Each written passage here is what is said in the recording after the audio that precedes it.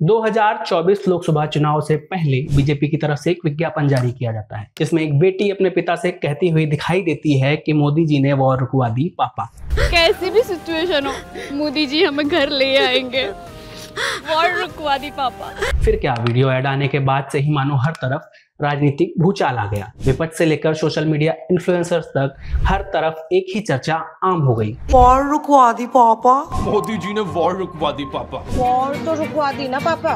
खुद के देश का वॉर तो रोक नहीं पा रहे, दो देशों को वॉर रोक के तुमको वापस लाएंगे। पापा ने वॉर रुकवा दी, पापा हमें नौकरी क्यों नहीं देते?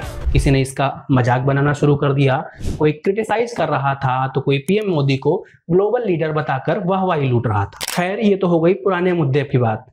अब लेटेस्ट पर बात कर लेते हैं। लगता है बीजेपी और प्रधानमंत्री मोदी ने हर तरफ इस एड के मीम बनाए जाने वाले मुद्दे को अब कुछ ज्यादा ही सीरियस ले लिया है। पीएम ने ठान लिया है कि अब वो यूक्रेन और रूस के बीच शांति समझौता कराए बिना हार नहीं मानेंगे। अब मीडिया रिपोर्ट्स तो यही कहती हैं। बीते दिनों पीएम मोदी ने पहले रूस और बाद में यूक्रेन का दौरा भी किया। हाल ही में रूस के राष्ट्रपति व्लादिमीर पुतिन ने कहा था कि यूक्रेन के साथ शांति वार्ता में चीन, भारत, ब्राजील मध्यस्थ की भूमिका निभा सकते हैं। इटली के प्रधानमंत्री जॉर्जिया मेलोनी ने भी रूस यूक्रेन वॉर खत्म कराने में भारत की भूमिका के संकेत दिए थे। इन सब के बीच अब एक और बड़ी खबर सामने आई है कि राष्ट्रीय सुरक्षा सलाहकार अजीत डोभाल नेक्स्ट वीक रूस के दौरे पर जाने वाले हैं। इस दौरान वो अक्टूबर में होने वाले शिखर सम्मेलन से पहले ब्रिक्स एनएसए की बैठक में शामिल होंगे। ये शिखर सम्मेलन कजान में होने वाला है। मीडिया रिपोर्ट्स की माने तो डोभाल इस दौरान रूस यूक्रेन के बीच चल रहे युद्ध को सुलझाने पर भी चर्चा कर सकते हैं। इस यात्रा के दौरान उनकी चीनी ऑफिशियल्स के साथ अलग से वार्ता होने की भरपूर संभावनाएं जताई जा रही हैं। ब्रिक्स एक बड़ा मंच है। दुनिया भर की निगाहें अक्टूबर में होने वाली ब्रिक्स की बैठक पर उम्मीदों के साथ टिकी हैं। पीएम मोदी ने जिस तरह रूस और यूक्रेन के बीच सब कुछ ठीक ठाक करने की कोशिश शुरू की है, उसने पीएम मोदी का कद तो बढ़ाया ही बढ़ाया है, साथ ही गन, गोला, बारूद के बीच लोगों में एक भरोसा भी जगाया है कि मोदी हैं तो मुमकिन है। मगर भारत में अपने बलबूते सरकार में आने पर विफल रहे पीएम मोदी क्या दुनिया को इस संकट से उबार पाएंगे? ये एक बड़ा सवाल है।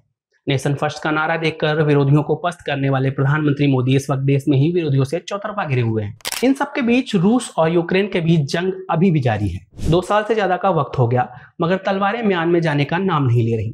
पीएम मोदी भी रूस और यूक्रेन के बीच शांति समझौता कराने का भागीरथ प्रयास कर चुके हैं। अब उनके पास एक और मौका है दोनों देशों के बीच सुलह समझौता कराने का।